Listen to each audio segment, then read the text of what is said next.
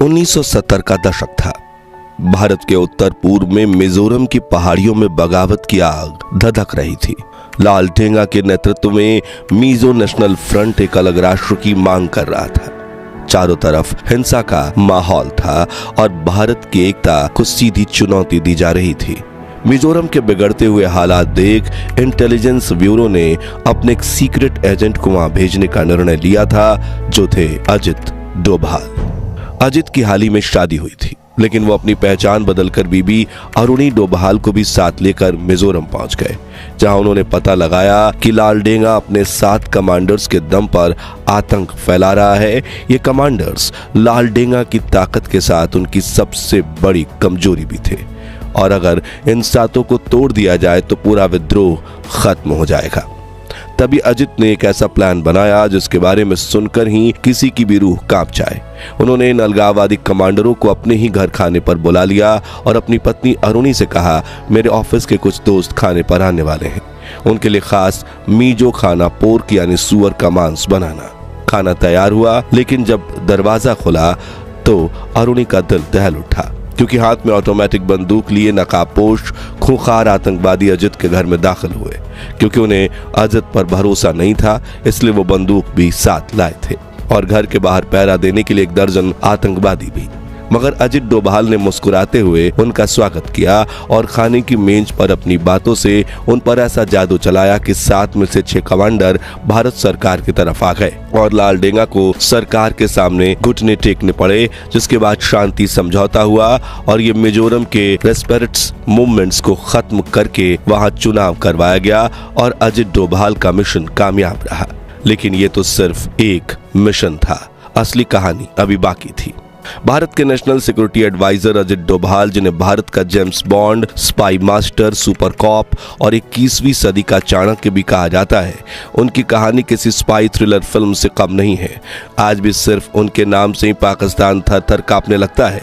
America की CIA और रूस की KGB और इजराइल की मोसाद से लेकर दुनिया की हर स्पाई एजेंसी में उनके नाम की तूती बोलती है। अगर किसी दुश्मन देश या आतंकवादी संगठन को पता चल जाए कि उनके सामने भारत की तरफ से अजित डोभाल खड़े हैं, तो जंग की शुरुआत से ही उन्हें हार का डर सताने लगता है। लेकिन क्या आप जानते हैं कि भिखारी बनकर पाकिस्तान गए अजित डोभाल ने कैसे दुश्मन के न्यूक्लियर मिशन का पर्दाफाश कर दिया था? पाकिस्तान में 7 साल पहले के दौरान कैसे वो कई बार पकड़े जाने से बचे थे, और चाहे बात कांधार हाईजैक में आतंकवादियों से निपटने की हो, 2016 की सर्जिकल स्ट्राइक की हो, 2019 की बालाकोट एयर स्ट्राइक की हो या फिर 2025 ऑपरेशन सिंदूर की, भारत के हर सीक्रेट मिशन की जिम्मेदारी अजित डोभाल को ही क्यों दी जाती है?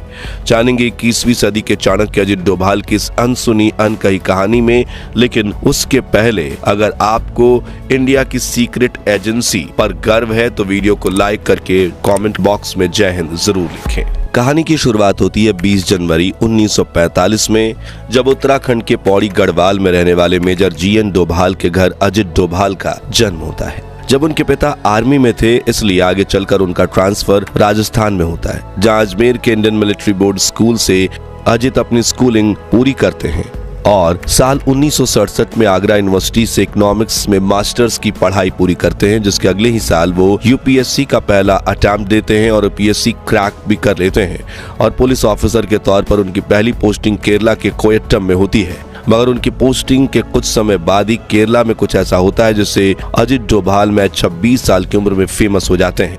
दरअसल 28 दिसंबर 1971 के दिन केरला के थालासेरी गांव में हिंदू मुस्लिम के बीच दंगे छिड़ जाते हैं, जो कुछ ही दिनों में इतने हिंसक रूप पकड़ लेते हैं। यहाँ पुलिस भी वहां जाने से डर रही थी। लोग एक दूसरे की दुकानें जला रहे थे, लूटपाट कर रहे थे और दंगे रुकने का नाम ही नहीं ले रहे थे। केंद्र सरकार पर दबाव बढ़ने लगा और गृह मंत्री के करुणाकरण एक ऐसे पुलिस ऑफिसर की तलाश में लग जाते हैं जो इन दंगों को रोक पाए। तभी कुछ सीनियर ऑफिसर अजित डोभाल का नाम सजेस्ट करते हुए कहते हैं कि ये नौजवान किसी से नहीं डरता और बहुत शातिर है। तभी गृह मंत्री इन दंगों को शांत करने की जिम्मेदारी अजित डोभाल को सौंपते हैं और अजित 2 जनवरी के दिन थालासेरी पहुंच जाते हैं, जहां वो कई दिनों तक पूरा इलाका घूमते हुए जानकारी इकट्ठा करते हैं कि आखिर दंगे भड़क क्यों रहे हैं। तब उन्हें पता चलता है कि दोनों कम्युनिटीज द्वारा एक दूसरे का सामान जो लूटा गया है उसको लेकर लोगों में बहुत गुस्सा है। फिर वो इन दोनों कम्युनिटीज के लीडर्स के साथ एक मीटिंग करते हैं, जिसमें वो इन्हें एक दूसरे का सामान लौटाकर हाथ में लाने के लिए राजी कर लेते हैं हैं और दंगे शांत हो जाते हैं। अजित डोभाल ने बिना लाठी चलाए अपनी स्ट्रेटेजिक थिंकिंग से इतनी बड़ी समस्या का हल निकाला था। ऐसे में ये खबर दिल्ली तक पहुंच जाती है और इंटेलिजेंस ब्यूरो ने उन्हें दिल्ली बुलाकर अपनी डायरेक्ट ऑपरेशन विंग में उन्हें शामिल कर दिया और यहीं से शुरू हुआ अजित डोभाल का ग्रेट इंडियन स्पाई बनने का सफर। अब जासूसी की ट्रेनिंग देने के बाद शुरुआत में कुछ समय के लिए कुछ डेस्क वॉक सौंपा जाता है, जिसके बाद जब इंटेलिजेंस ब्यूरो को मिजोरम में अपना एक एजेंट भेजना था तभी अजित खुद वहां जाने का प्रपोजल देते हैं और किस तरह उन्होंने मिजोरम को भारत से अलग होने से बचाया वो किस्सा हमने वीडियो की शुरुआत में सुना और इस उपलब्धि के बाद उन्हें प्रेसिडेंट पुलिस मेडल से नवाजा जाता है। मिजोरम की तरह ही वो सिक्किम में भी एक बड़े मिशन को अंजाम देते हैं। दरअसल उस वक्त सिक्किम इंडियन यूनियन का हिस्सा नहीं बना था। वहां के राजा नामग्याल भारत के साथ मीटिंग तक नहीं करना चाहते थे, लेकिन एक बार फिर अजित डोभाल ने अपनी चाणक्य नीति से सिक्किम को इंडियन यूनियन के साथ सफलता से जोड़ने में कामयाबी हासिल की। अब कहानी में आगे बढ़ते हैं और चलते हैं सीधा हमारे पड़ोसी मुल्क पाकिस्तान में।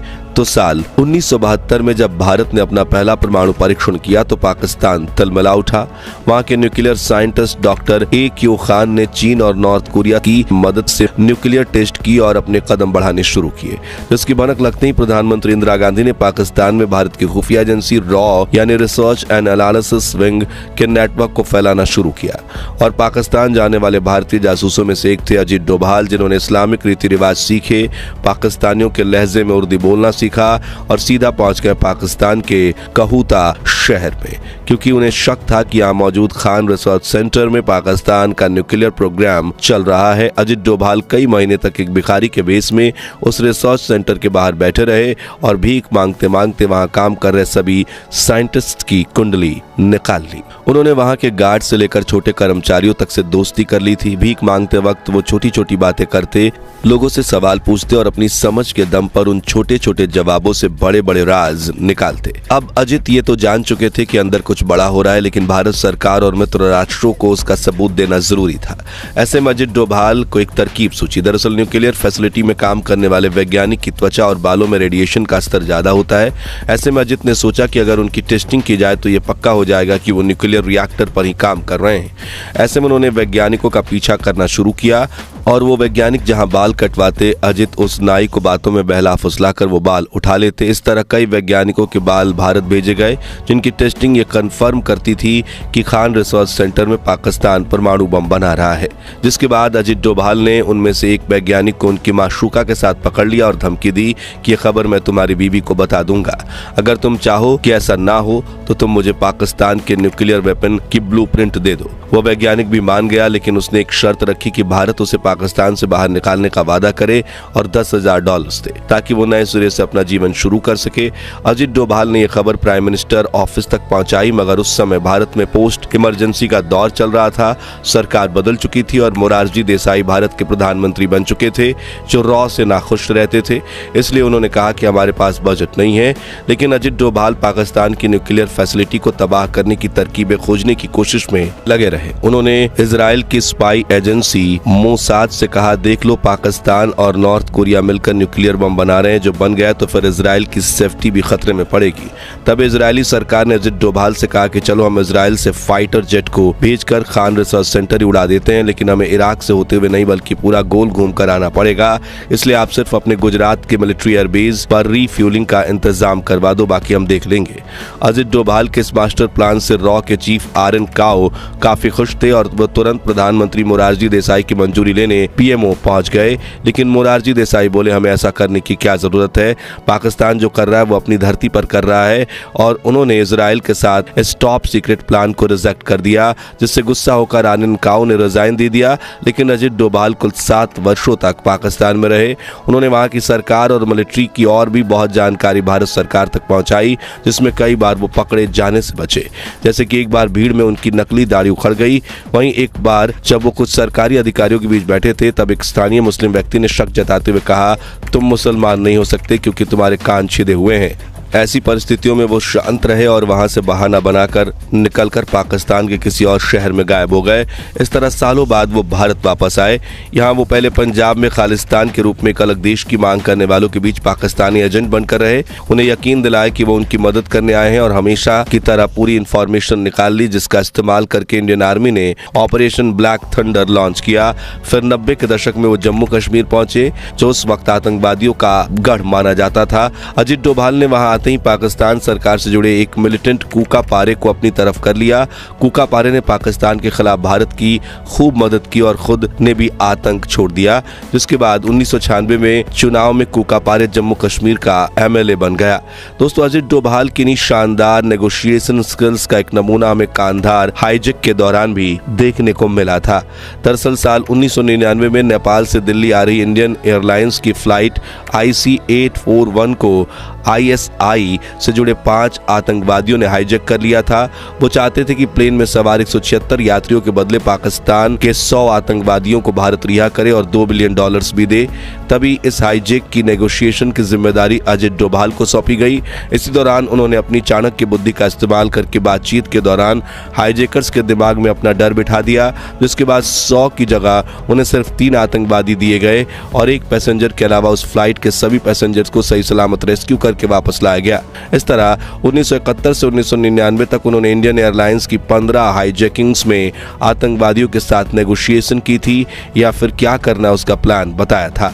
आगे चलकर 2004 में वो इंटेलिजेंस ब्यूरो के डायरेक्टर बने और 2005 में 30 साल के जासूसी करियर के बाद उन्होंने रिटायरमेंट ले ली, जिसके बाद अगले 9 सालों तक उन्होंने नेशनल सिक्योरिटी को लेकर कई सेक्टर्स में काम किया। मगर फिर 2014 में जैसे ही भाजपा की सरकार बनी, तभी प्रधानमंत्री बनते ही नरेंद्र मोदी ने अजित डोभाल को भारत का 5वां नेशनल सिक्योरिटी एडवाइजर बना लिया।